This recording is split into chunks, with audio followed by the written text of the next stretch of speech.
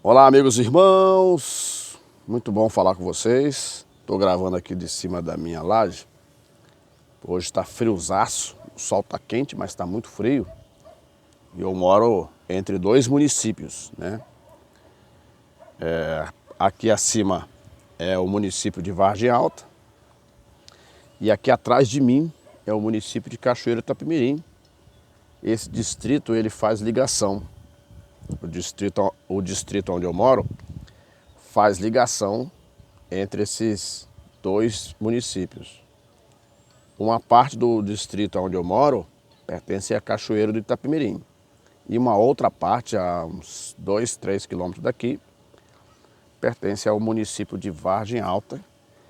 E nós recebemos essa bênção do clima de Vargem Alta aqui no distrito de Gironda. Quero mandar um abraço para o meu pastor presidente, pastor Haroldo Pascoal.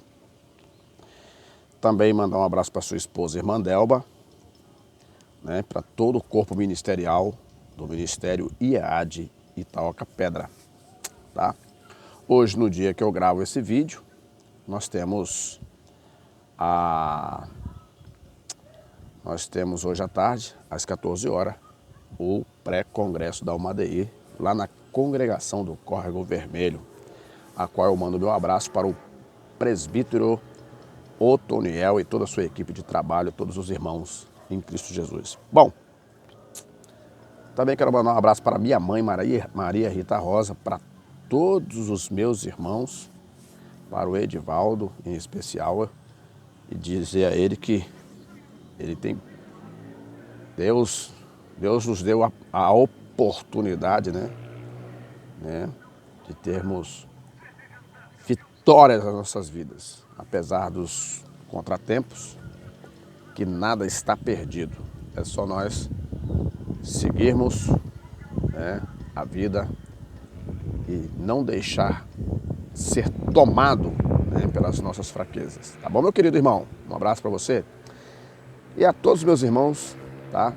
Também mando um abraço para minha linda esposa, Rosilene Vieira de Souza Rosa, né? Nós temos também 3 filhos, aos meus 3 filhos, o Rafael, a Kemily, a Késia, também a minha nora Aquila Silva, os meus genros Bruno e Tércio, e os meus lindos netos, a minha princesa Alicia Rosa e o meu príncipe Rafael Júnior. Enfim, quero mandar um abraço também para a congregação a qual eu sirvo a Deus aqui com os irmãos, na pessoa que eu sou primeiro dirigente aqui. Tem um segundo dirigente que é o presbítero João Batista e o terceiro dirigente que é o diácono Jonas Januário. Um abraço para toda a juventude.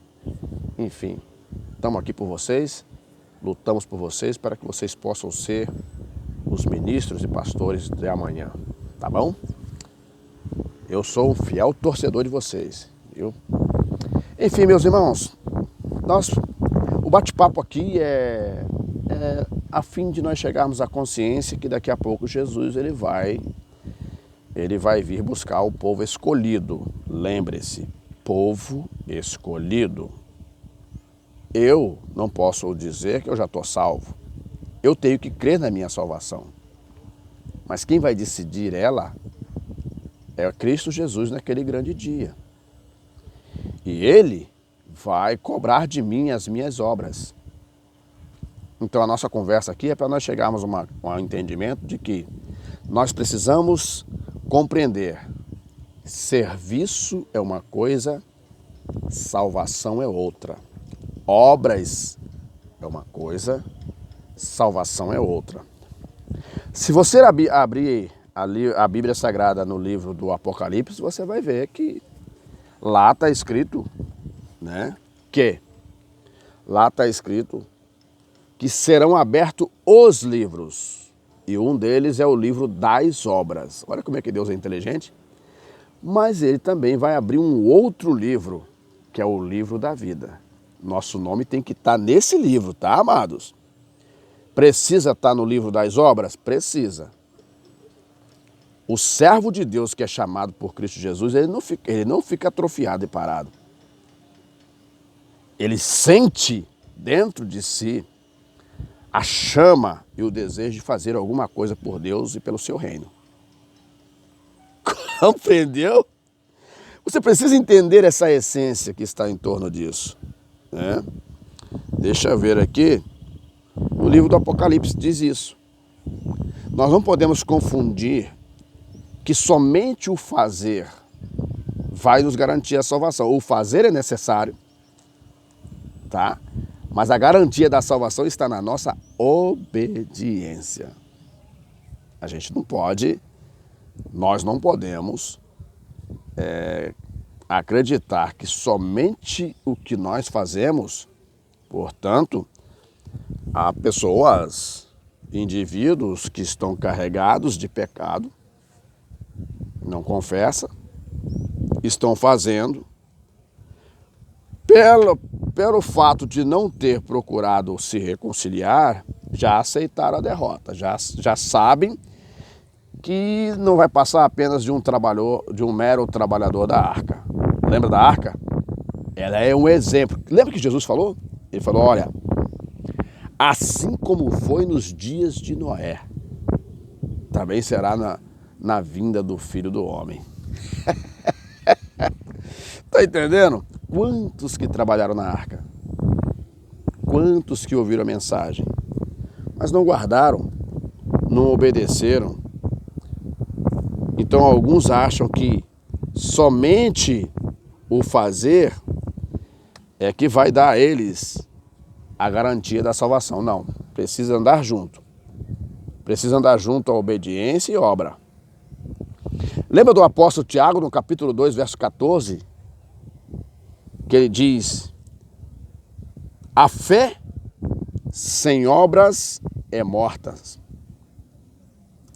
O apóstolo Tiago falando isso. Ah, você que tem fé, né? Mostra-me a tua obra.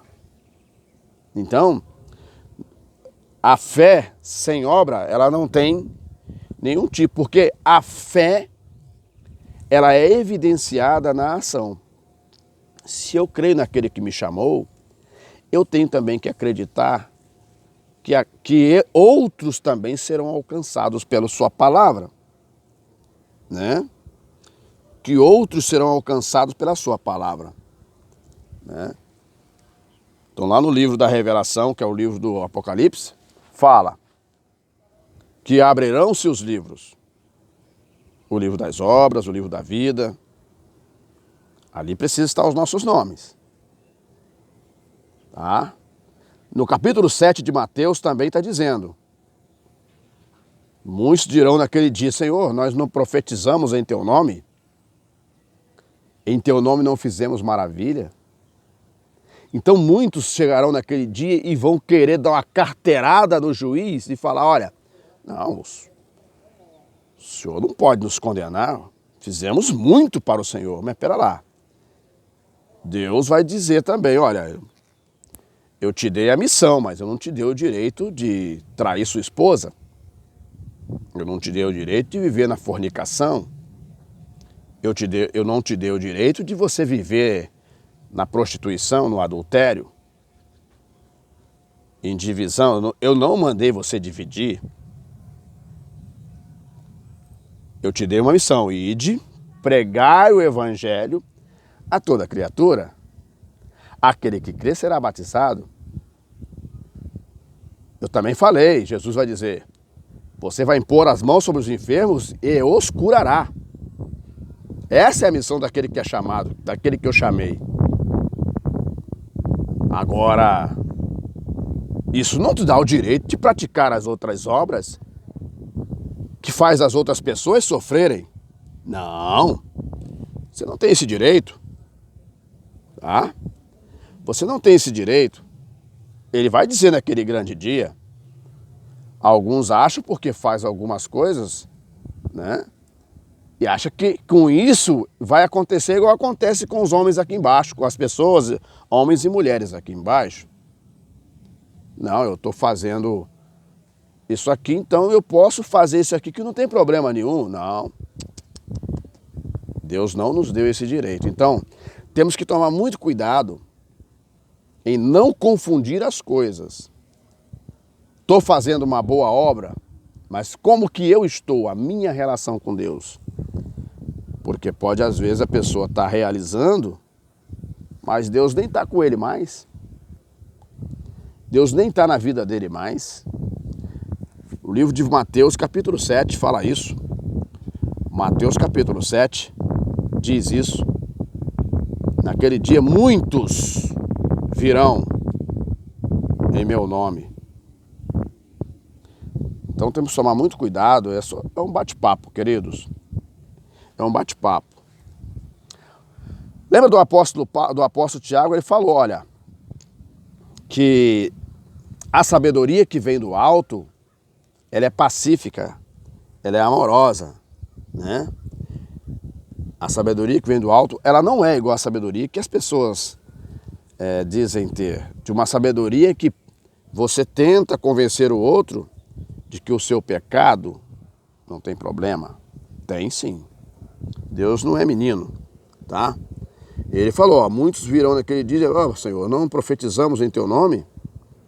Em teu nome não fizemos maravilhas, né? Em teu nome não fizemos muitas maravilhas, mas eu diria abertamente naquele dia, nunca vos conheci, será duro. Lá no capítulo 3 de Tiago, também tem uma outra passagem que diz, porque às vezes nós nos preocupamos muito com a vista, com aquilo que os nossos olhos estão vendo. É necessário? É. O povo de Deus é identificado até pela vestimenta que usa. Mas e a mente e o coração, como é que está? Que ali dentro, Jesus mesmo falou em uma das suas palavras, até no Evangelho de Marcos, de tudo que se deve guardar, guarda o teu coração, porque dele procede as saídas da vida, os pensamentos, as intenções. Tá? Então a salvação ela não vai vir assim por uma questão de meritocracia. Ela vai vir por misericórdia, mas desde que eu esteja enquadrado nessa misericórdia, obedecendo, honrando, respeitando, guardando, não inventando história, né? Cumprindo com a minha parcela como cidadão do céu, né? É apenas uma conversa aqui, né? Para nós entendermos. Você está vendo aí no cenário nacional no Brasil, como que está, né? Alvorecido de cristãos, mas poucos estão compromissados com o dono do reino, que é Deus. E de vez em quando vezes por outra, você ouve certas interpretações que ao invés de atrair as pessoas a Deus, a um sentimento, né, de obediência, de reconhecer a autoridade divina, faz com que as pessoas tratam Deus como um nome que se tem que dizer para se completar uma frase sem sentimento algum, né? Então é muito importante nós prestarmos atenção nisso. O apóstolo Tiago falou, olha, a sabedoria que vem do alto, tá? Ela é pacífica. Ela não tem, né? Ela não tem outras intenções, né? Capítulo 3 de Tiago, que diz aqui, no capítulo 3 de Tiago, tá? Nos diz, né? Ó, cultivemos aqui a partir do versículo 13. O versículo 17 diz assim, mas a sabedoria que vem do alto é primeiramente pura, pacífica, moderada, tratável, cheia de misericórdia e de bons frutos, sem parcialidade e sem hipocrisia. Porque quando você lê os versículos anteriores, tá? Versículo 13 fala assim,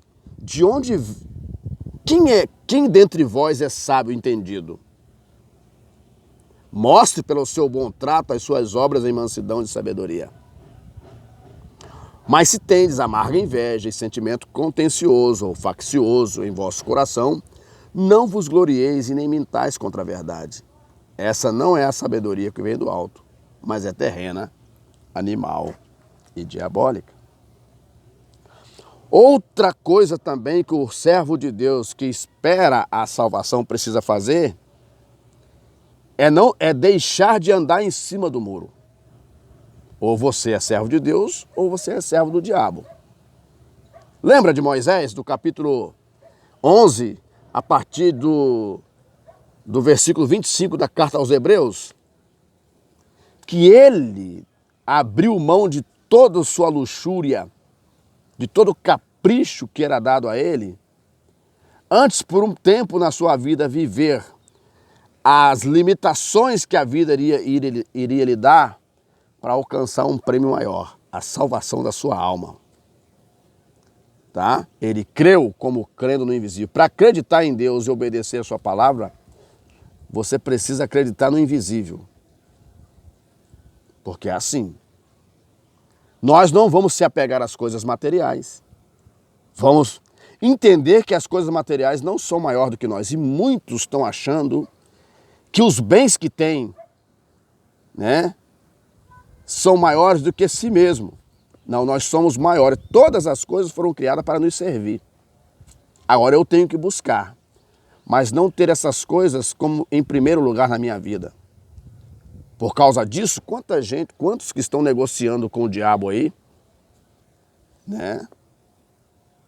E aquele povo preparado para ir para o céu foi totalmente desviado por uma rota de dissolução por causa do prêmio de Balaão. Você já leu na Bíblia sobre o prêmio de Balaão na carta de Judas? Lê lá para você ver, né? É apenas um bate-papo, uma conversa. Que Deus abençoe a tua vida, que Deus te dê a graça que você precisa. Aqui é o Marcos Roberto Rosa, o evangelista Marcos Roberto Rosa, né? Falando para você, a fim de que a tua vida, a fim de que você entenda a essência de Deus na tua vida.